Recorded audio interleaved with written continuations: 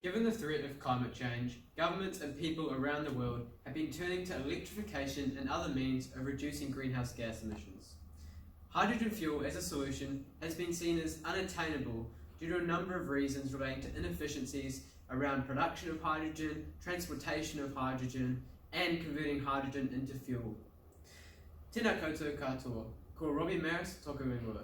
Today I'm going to be talking to you about two critical advances in ammonia technology that could help revolutionize hydrogen power and tackle climate change.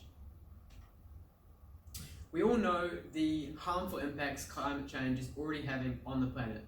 Some of these are ocean acidification, sea level rise, loss of biodiversity, and increased severity of extreme weather events. However, governments around the world have been making pledges to reduce their emissions, but the International Energy Agency have shown that even if governments commit and achieve all their goals as of now, we still won't get the 1.5 degree Celsius target. We still won't hit that 1.5 degrees Celsius target to minimise the impacts of climate change. In Aotearoa, our emissions are broken down into two broad categories. We have energy and we have agriculture. And within energy we have transport emissions, which are a huge contributor to our emissions profile.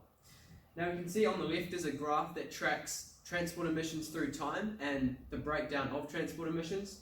And we can see that heavy vehicles are going up over time, whereas light vehicles are going down because electrification lends itself quite nicely to light vehicles, but not so much to heavy vehicles. This is where hydrogen fuel comes in. There's potential for hydrogen fuel to be used in tandem with electrification to ensure that transport emissions go down across the board and we can reduce emissions in other areas like industrial processing and chemicals. However, there are a range of issues with hydrogen currently. There's a lack of suitable transportation and storage. There's several safety risks associated with hydrogen gas above and beyond the traditional greenhouse gases we use. And it's costly and inefficient to produce and transport at the moment. Ammonia has been touted as a solution to some of these problems. It tackles a range of issues around transportation. It can use existing infrastructure and pipes. You don't need the high pressure tanks and pipes that hydrogen gas would need. And it's also much safer than hydrogen gas. However, at the moment, producing ammonia is very inefficient and uses a lot of energy, so it's not a feasible alternative. This is where we come in. We're proposing two changes to the way we think about ammonia. The first change is how we produce ammonia, which is very energy intensive at the moment, and the second change is how we convert that ammonia to hydrogen fuel to then be used to power things like cars and industrial processing. The first change comes in the production of ammonia. So traditionally we use the Haber-Bosch process, which essentially turns nitrogen in the air, combines that with hydrogen, and produces ammonia, which is very energy intensive because the nitrogen is quite unreactive, which is nitrogen in its elemental state. Now what we're proposing is we convert nitrogen using plasma into a more reactive species, so more reactive NOx species, which can then be converted via electrocatalytic reduction into ammonia. And this is significantly lower in energy requirements, much more efficient, and can be done at a much lower cost. And you also don't need the huge factories and infrastructure that ammonia currently needs to use the Haber-Bosch process. The second change is how we decompose ammonia into hydrogen so it can then be used as a fuel. So traditionally we've used either thermal decomposition or electrocatalytic decomposition.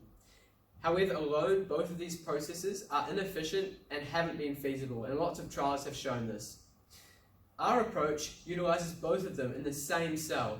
So first of all, we thermally crack the ammonia into its constituent parts, and then we isolate the hydrogen using electrocatalytic processes. This is much more efficient and reduces the contamination in the fuel cell. And contamination is one of the big issues that have arisen with hydrogen fuel cells in the past. Overall, when you combine these two technologies, we have a better way to produce ammonia, and we have a much more efficient way to transport and turn that ammonia into hydrogen gas and subsequently turn it into energy.